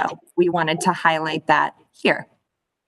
Also, we have clarified in the guidance, again, coming from updated research and evidence and best practices nationally, including from the CDC, and to responding to questions in the field, especially from our school nurse consultants. We've clarified in our toolkit when household members of a symptomatic individual would also need to be excluded from school. And so, for example, if I am a student and I am symptomatic and I am denied entry into school because I have a symptom that could be indicative of being positive with COVID-19, my brother, who also is at my school but is 2 years older than me, he would also need to be excluded from school. There's some nuances to that requirement for exclusion, including what happens next with different kinds of COVID testing and how we could return to school, but that's explained in the guidance. There's also clarification throughout of what's required of local health departments, what's required, of school leaders to report to local health departments versus what they can consult with their local health departments about for help. And it has been requested frequently if we could get some examples of timing of quarantining or isolating with actual calendars and those dates colored in. So we've put those up and adapted CDC guidance with those examples in it. So you'll see all those updates today, and we look forward to discussion about these updates and are happy to answer questions about those. Next slide, please. I'll also just highlight very quickly that we are also releasing a new resource this week in light of antigen tests being made available from the federal government that are making their way to some local health departments across the state that can be prioritized for certain schools, which I'll talk just a little bit more about on the next slide. But we are providing just some considerations if a school or a district is interested in standing up testing procedures or a testing site, either on site at that school or potentially in partnership with another local partner and all in consultation with their local health department. This document outlines ways that a school might choose to approach that testing. This is all dependent on a variety of different logistical considerations. Of note, do you have a consistent supply of antigen or molecular COVID tests? Do you have staff able and trained to read antigen tests if you're doing them on site? So this document gets into those details and those important considerations. If a school district or a school were to choose to go in that direction, we'd recommend to test symptomatic cases, symptomatic students and adults at a school, or to test close contacts of a known positive COVID case. But we've also offered some considerations if a school is interested in broader testing strategies. Next slide, please. And those are outlined. There's a lot of information on this slide, and there's more in the considerations document that I won't walk through in detail. But notably, if a school is or a district is interested and able to pursue a broader testing strategy in order to control the mitigation of or to mitigate the spread of COVID on their campus or in their community, a school could absolutely consider that. And our local health departments who have received antigen tests, as I mentioned earlier, they are receiving guidance today that they may prioritize distributing those antigen tests and working with schools that have experienced a cluster. And we shared our cluster data that was most recently made public on Tuesday of this week. It'll be updated again publicly this Friday, tomorrow. But a school that's experienced a cluster might want to broaden who they are testing for COVID on a one-time basis, and they might want to test everyone who was physically present on campus when that cluster was active. Other approaches for local communities when they're prioritizing who tests might go to, especially pursuing a broader testing strategy, include districts that are operating in-person learning under Plan A or Plan B, or who have significant levels of community spread, according to some of those CDC indicators that Susan mentioned earlier. And then you'll also see in this considerations document an explanation of universal one-time testing as a requirement for entry for in-person learning. And this has been mentioned in the Strong Schools NC Toolkit previously, that this is not recommended as a requirement to entry to in-person learning.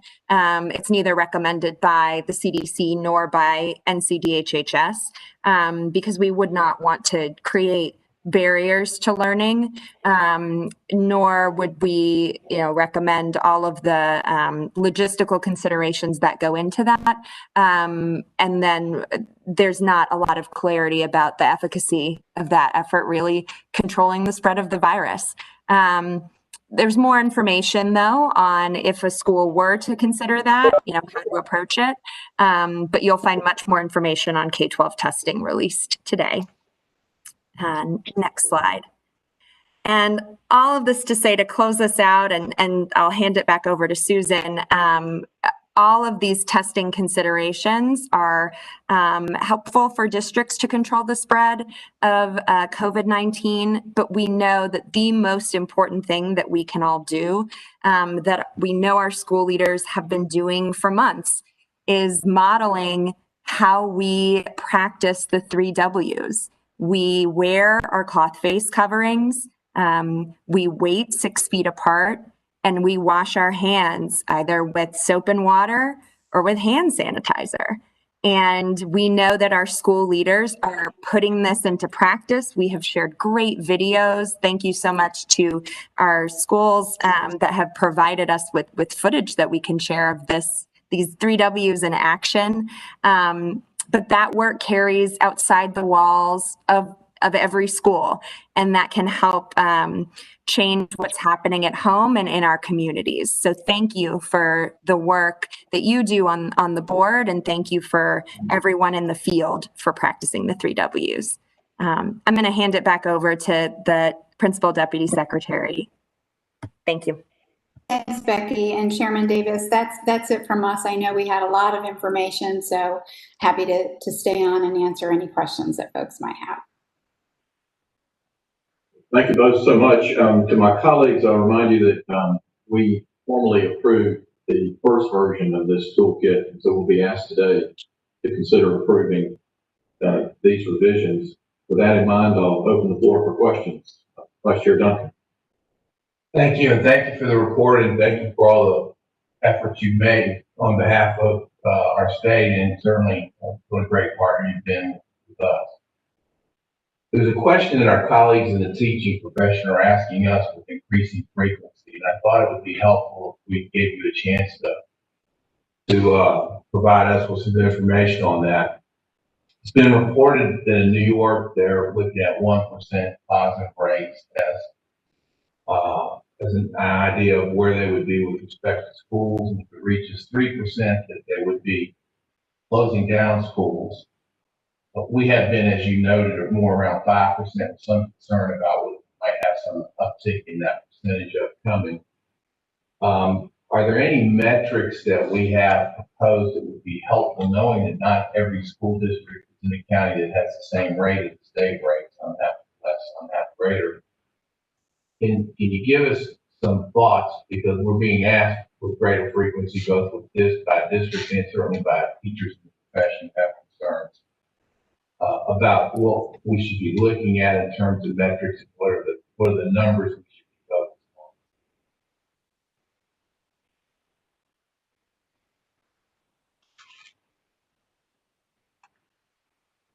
Sorry, I needed to unmute myself.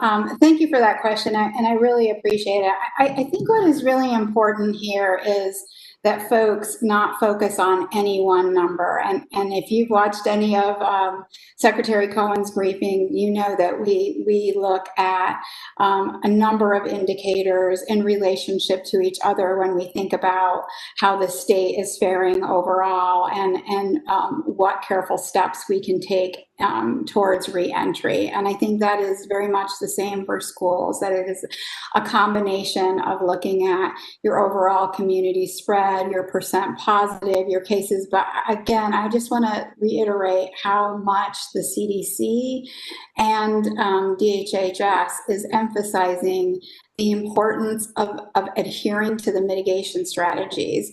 And that is why in North Carolina, we have led with your leadership, state board members, as a state around instituting some really strong mitigation strategies. The toolkit has multiple layers of protection, knowing again fully that we are not going to live in a world at this moment where there is no risk. There is risk, and that is another reason why one of the provisions in the toolkit is that every district has a plan for how it's going to handle high-risk staff and teachers, and every district has a plan for how it's going to meet the needs of children and families who have high risk and may need alternative learning arrangements. That is a critical. So I don't want to suggest that there is no risk, but I do want to suggest that when we're looking at metrics, we have to look at a combination of metrics in relationship to each other, and we have to layer on top of that the capacity of the school or the district to implement the mitigation strategies fully and adhere to them consistently. And I think you all have heard some stories today, and I have certainly heard some stories of some school leaders and teachers and staff who are doing incredible work around both tending to children's learning needs and also implementing the protocols effectively. So, there's not a magic number or a magic silver bullet here. It is a combination of indicators and the mitigation protocols that are what districts really need to be considering when they're thinking about how to get children back into the classroom and staff back into the classroom and promote the best learning. Other questions or comments?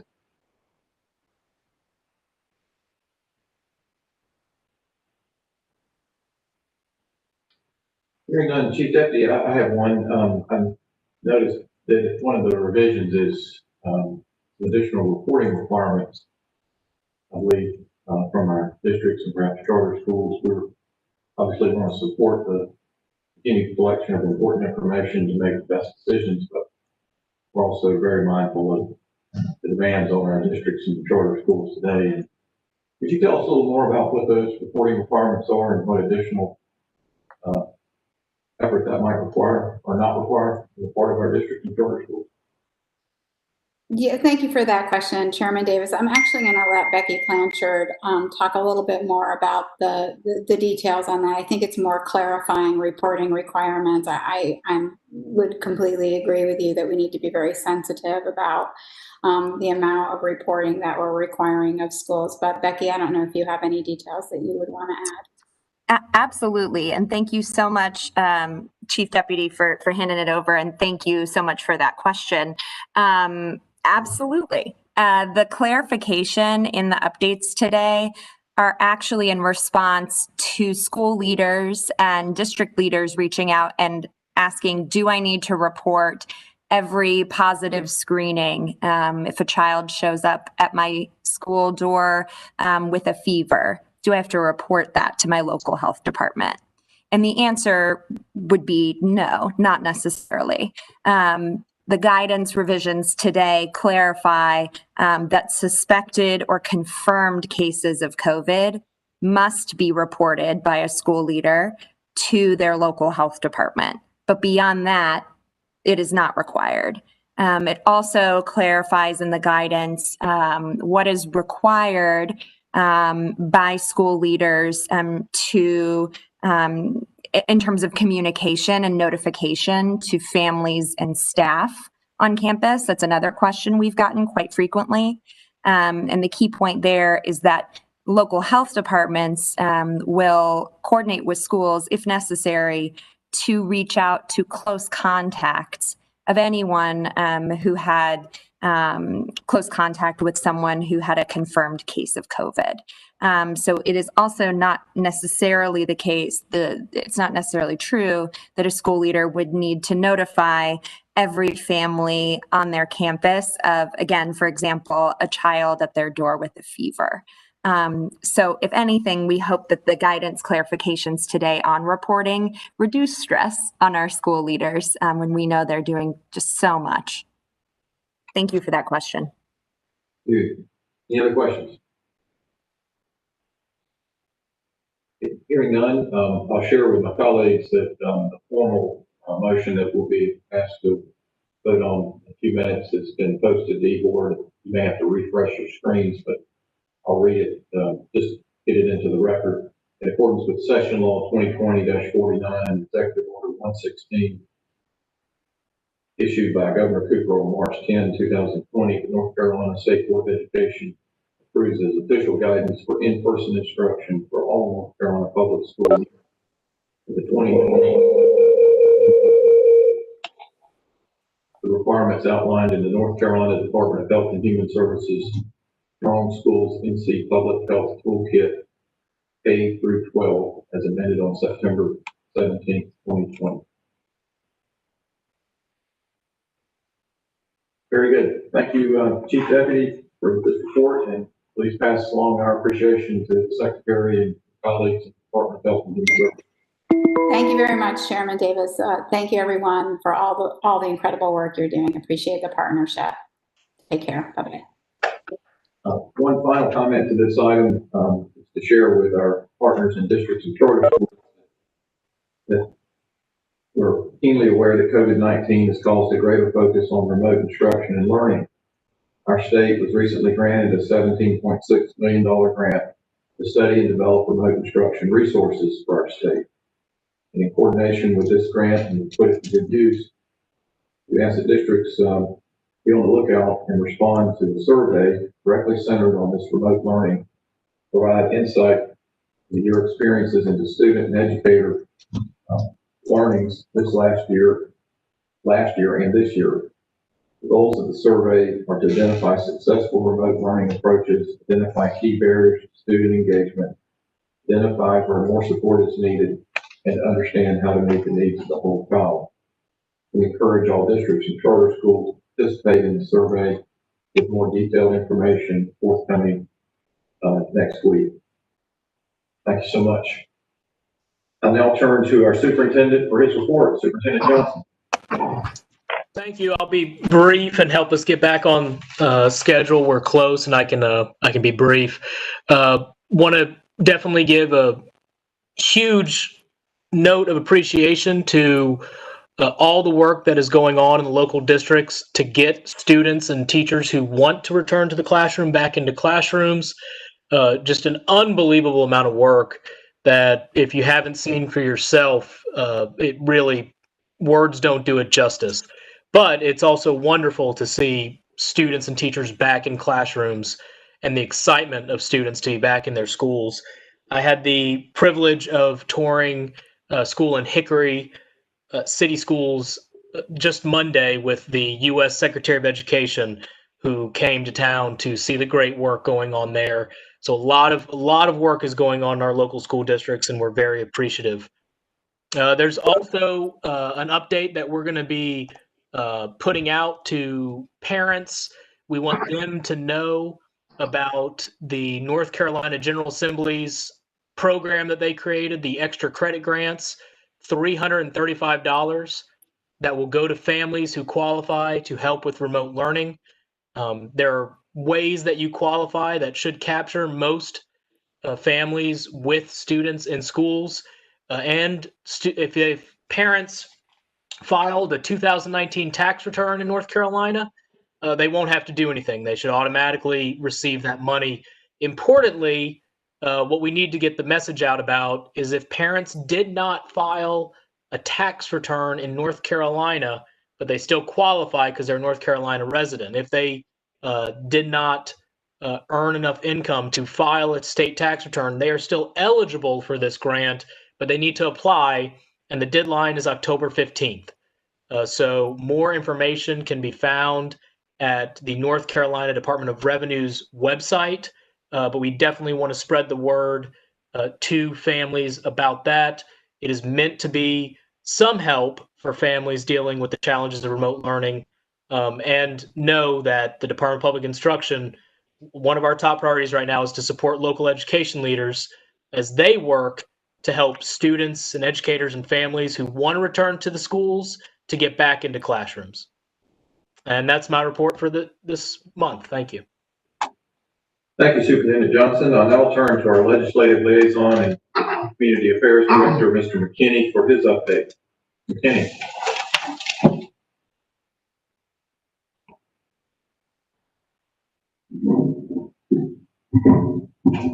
Good morning, Chair Davis, Vice Chair Duncan, Lieutenant Governor Forrest, Treasurer Falwell, Superintendent Johnson, board members, advisors, my colleagues here at the board, and at DPI, and to all the Shire folk across North Carolina Public Schools. I stand here today before you with a conflicted heart. Currently, it is heavy. It is laden, like so many others across our state, at the news of the passing of Julie Davis, a third grade teacher at Norwood Elementary School in Stanley County, who left us Sunday morning after a recent COVID-19 diagnosis. She implemented creative ways of teaching, and her high standards and expectations motivated others to achieve their best, according to a release from Stanley County Schools. Students absolutely loved being taught by Mrs. Davis. Her personality was infectious, and she brought joy into the lives and the teachers and staff in our community. The flag at Norwood Elementary was flying at half staff on Monday. She loved everybody, said Julie's daughter, Leanna Richardson, and she cared about everybody. She did not know a stranger. You couldn't be in a room with my mom and not laugh, Richardson said. An educator of 18 years, her daughter told Channel 9 that Davis became a teacher after the Columbine tragedy. She knew that if she could change a child's life through teaching, that maybe that would never happen again. And years later, she touched so many people, everyone. It just came from her heart, Julie's sister said. She could reach every child in the classroom. She just loved every child. And with this love and dedication expressed by all of our teachers and education leaders, I am also hopeful. As board member Chemnitz and I traveled to Gates and Perquimans and Hertford with board member Hall, we were immersed in this love. And I wanted to share the words of Dr. Barry Williams, Superintendent of Gate County Schools, as we asked him, what are some of the positive things that you have been witnessing that have come out of the impact of COVID-19? And he immediately spoke of his professional educators and what they did and do for our students. In his words, from my evaluative eyes, education focuses on ultimate learning outcomes more than compliance with required assignments. Teachers create a culture of redemption. They assess frequently and see students' mistakes as a roadmap to improvement. They constantly and frequently tweak their lessons in response to what our students are doing. They ask questions that go to the heart of the subject and teach our students to pose their own questions. As students learn to ask the right questions, they relate these to specific learning targets, and they begin to own the goals and maximize their learning. They create this culture of high expectations coupled with good relationships. And these are not friendships, but partnerships. You and me in this together. He goes on to say, so please let the state board know that Gates County Schools teachers and staff are phenomenal. They're hardworking, they're resilient, they're driven, they're innovative, they're creative, they're hustlers, they're competitors, they're motivated, energetic, enthusiastic, optimistic, curious, compassionate, and above all, team players. And these are the actions that we are resolved to continue, but also disrupt through necessary change, be it student academic success, a statewide culture of equity and inclusion, building the capacity and the development and support for our classroom and our school leaders, a commitment to mental health and well-being of our students and our teachers and our staff, and partnering with our communities in the collective effort of promoting post-secondary success. This is our commitment, this is our duty, and this is our cause. And in the words that James Ford mentioned earlier, this is such a moment. I'd like to begin briefly by providing a little bit more information on what our colleagues from DHHS talked about earlier in the reopening piece. These are several links that you could be used to guide you through that process for implementing Plan A for elementary schools.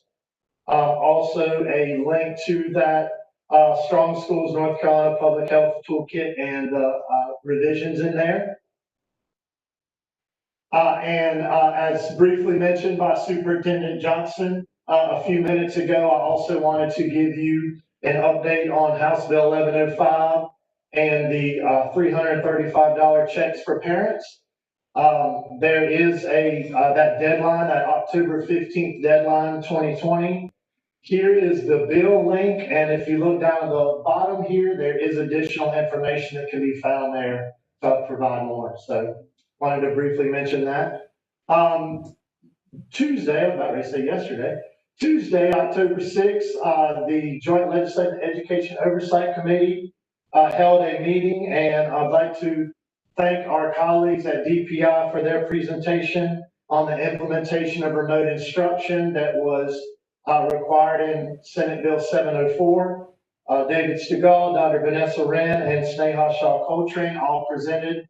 There is a link there for the presentation and also an agenda for what was also presented, an update on micro-credentials by the Honorable Bev Perdue, and also an update on apprenticeship North Carolina programs by Maureen Little. Now to get to the continuation of our planning and work session, I wanted to begin this section by once again reiterating the legislative priorities that this board back in February and March agreed upon. What Ann Murtha and I have attempted to do here is to provide a template moving forward to highlight these priorities, and then also to lift up how they connect to the Leandro Action Plan priority items, to our strategic plan action framework goals, then to the priorities, and then moving forward into the long session as we make budgetary requests to support these initiatives, the policy needs that would follow, and then ultimately to update you on the status of each one of these initiatives and priorities. These are the 9 that we established back in March, and we've continued to use that through short session, through the response to COVID-19's impact on North Carolina public schools. And I wanted to bring questions today as to whether or not these will continue to be the priorities that we want to collectively work on, and whether or not there needs to be additional ones. So if you look at the next slide, you can see the format that And I'd love your feedback on this. If there's a better way to make this more understandable and presentable, please feel free to comment on that. But what we've done is we've built out each one of our priorities into one of these slides. So you can see there once again, the Leandra action plan priority, the goal, the priority, and then the budget need. And each one of these there could be multiple budget needs from our June 4th approved budget. I've added those at the bottom there in the budget needs. So you can see this one for early grades reading, teacher preparation, professional learning opportunities, and compensation. As our board advisors so eloquently stated, the importance of that leadership, both in the classroom level, the school level, have been two priorities that we continue to lift up. Number 3, again, the principal preparation piece. And as you can see in the budget needs, all of those North Carolina State Board of Education approved budget requests come from that June 4th budget that we use throughout short session. So as you see there for the principal preparation, professional learning opportunity compensation, we did ask for $27 million to increase principal pay, $300,000 for funding for the development and implementation of a turnaround principal program, and also $300,000 for funding for work and external partnerships. If you could go back to the one on teacher compensation, I'm sorry. These were the requests that were made in that June 4th budget. $130 million to increase teacher pay, $980,000 for the teacher recruitment Teach-NC piece. Again, working on that priority of recruitment and retention. And then as you can see, there was funding to expand the new teacher support program in House Bill 1105. It was not meeting that full budgetary request there. So we can go back and take one more look at that and see if we need to keep that as is or make an adjustment there. Advanced teaching roles, $2.4 million, and then $4 million for funding to increase the number of teaching fellow scholarships.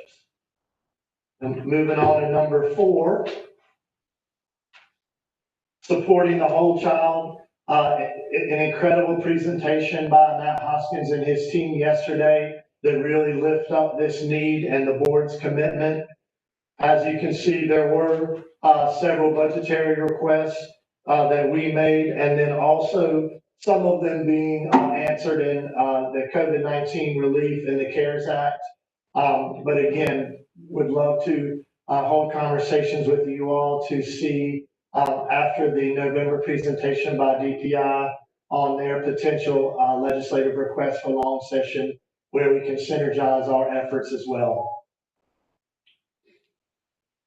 The next slide takes a look at the 5 that were not included in a slide. I wanted to make sure that we were on the same page moving forward, and if there was anything differently that you would like this to be presented as. School accountability and teacher effectiveness models. Thrilled to see that being addressed in the CARES 10% Act, so we can look at that and revisit where our priorities there moving forward remain. School district and assistance and turnaround, connecting high school to post-secondary and career opportunities. Again, the initiative with My Future NC and building upon that. Also, CCRG and the funding connected to that. Increasing North Carolina DPI support positions.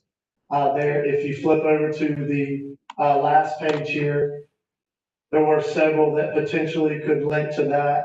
The establishment of DPI Office of Equity for support and guidance of regional staff. Also, rules coordinator and specific DPI staff for human resources, internal audit, finance, school, and business positions. Also moving back up to the top, as reported yesterday with the CTE presentation, we did have a budgetary request for $6.9 million for credentials and certifications for students. There is also the funding request for the NROC subscription and dedicated staff to support the CCRG, again linked to those post-secondary opportunities. So I'd like to stop here and see if there are any specific questions And then also issue a request to please meet with each of you individually so that we can walk through your thoughts and ideas here and where we need to make some additions moving forward over the next 2 months in preparation for January.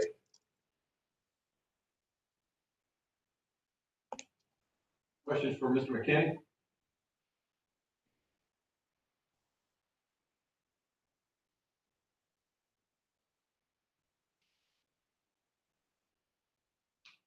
I believe you can proceed. Man, okay. And I want to finish up the presentation today by giving you some updates from the state of the Shire. There was a fantastic presentation from the field, strategies and lessons learned in communicating during the COVID-19 pandemic. This was done by our communications team led by Jessica Swinky.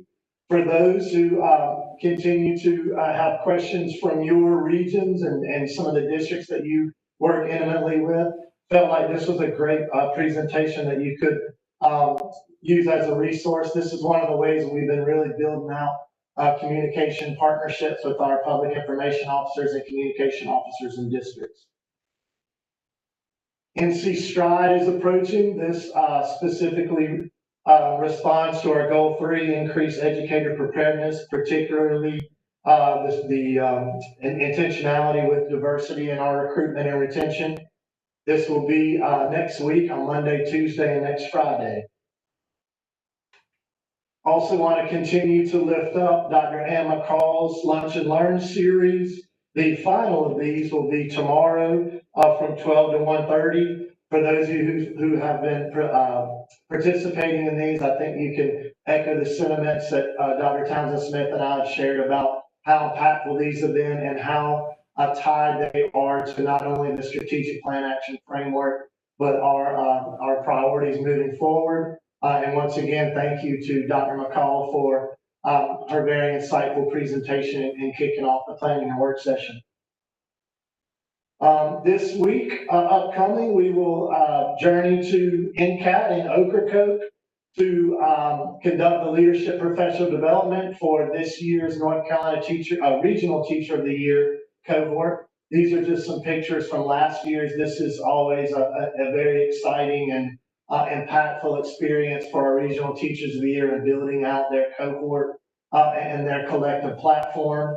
As you can see here, this is Mariah in leading last year's session in cohort and some of the places that they go as they build upon their leadership understanding and their roles moving forward. Also wanted to lift up several resources, again, as we begin to take those action steps. We're working hard, and I think this really links up to our goal 1 and our goal 2 in our strategic plan, and also a new partnership that Dr. Townsend Smith and I are working on cultivating with Latinx Hispanics Action Coalition, led by Lorena Patterson and Matthew Meyer of the community college system.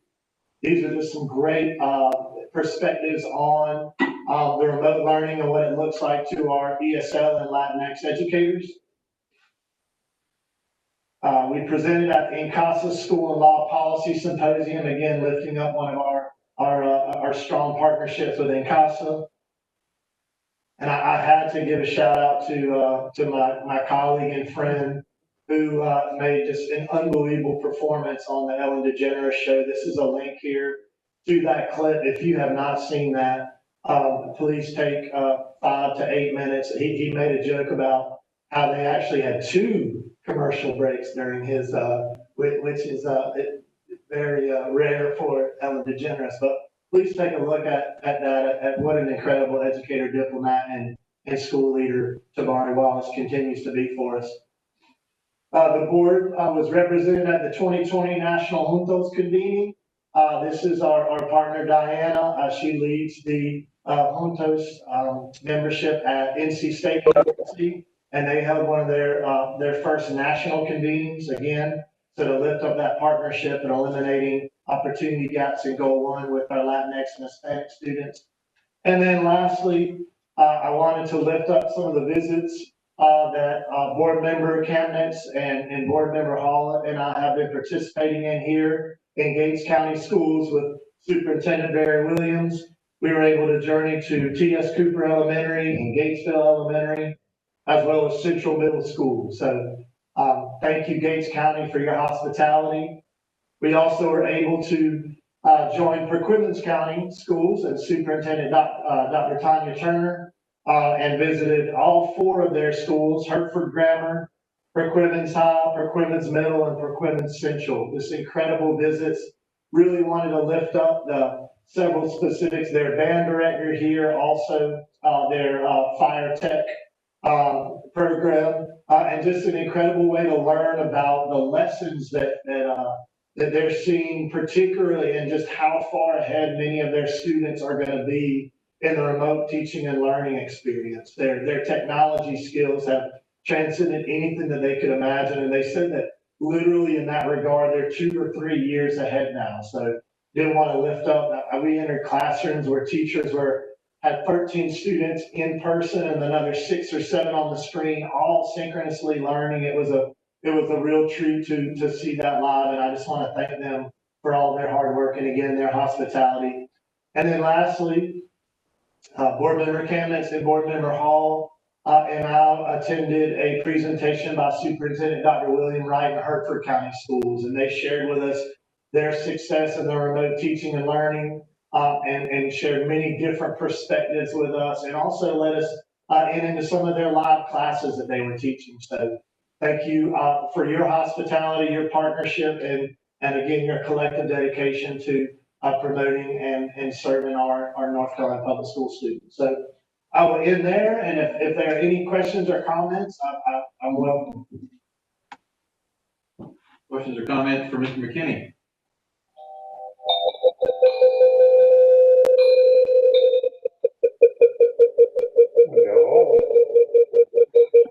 Thank you for your excellent work. I also want to commend, and this may tie to the lessons learned presentation yesterday, but our Superintendent's Association led by Jack Hope did a fantastic job of exchanging learnings and insights across our superintendents. And I'm sure that's part of what was presented yesterday, but I just want to make that call out.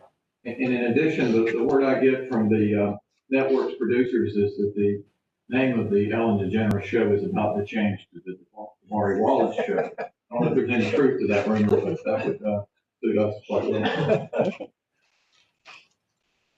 That concludes our reports for the day. But now we're moving into our committee work, and I remind our committee chairs and the audience that all voting on consent and any item requiring action will be done at the end of the agenda. We'll now proceed to the Educator Standards and Practice Committee. I'll call on Vice Chair Amy White. Ms. White. Good morning, everyone. This is Amy White. I am filling in the absence of Dr. Olivia Oxendine. She and I share the responsibility of leading the Educator Standards and Practice Committee. We have several items on action for first read. ES&P 1 is a recommendation for membership on our Driver Education Advisory Committee. Board members, this committee was created in 2013 and is a compilation of 19 members representing groups such as North Carolina Department of Public Instruction, Department of Transportation, Division of Motor Vehicles. It is quite an extensive list. We've come to the point in the year where we need to approve that membership. Supporting documents for included in the executive summary include both a list of the proposed members and their biographies. Does anyone have a question about the proposed recommendation for membership for the Driver Education Advisory Committee?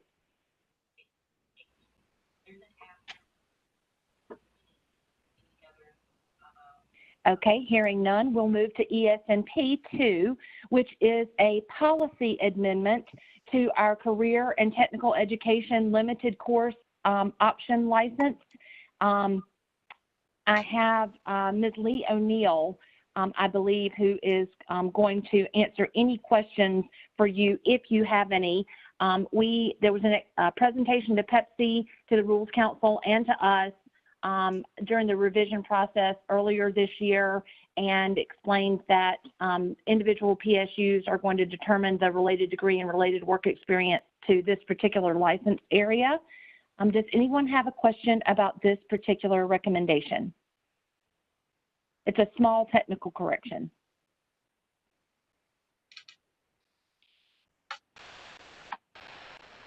Okay, fantastic. Let's move to ESMP 3, which is another policy amendment for job classification for our non-certified public school employees. If anyone has questions about this particular recommendation, Ms. Sherry Van Elsen, the section chief for sensory support and assistive technology, is here to answer questions. But the general statute exempts interpreters from needing an interpreter license through North Carolina Interpreter and Translator Licensing Board. So this recommendation comes to us that we approve the job classification for non-certified public school employees, particularly related to educational interpreters. Are there any questions about this action on first read?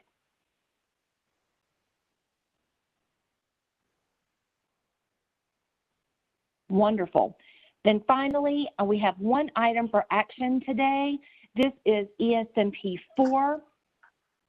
My computer's not behaving. It's the North Carolina Professional Educator, that's the PEPC report for 2019-2020. And this report is required as a recommendation from Senate Bill 599. Here to answer any questions is Dr. Kim Evans. Does any board member have a question about the report that was a discussion item presented at our December meeting?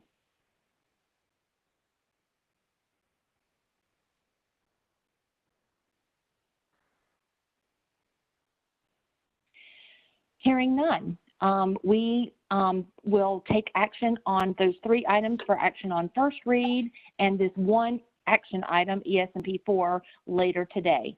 Mr. Chair, that concludes the Educator Standards and Practice Committee report.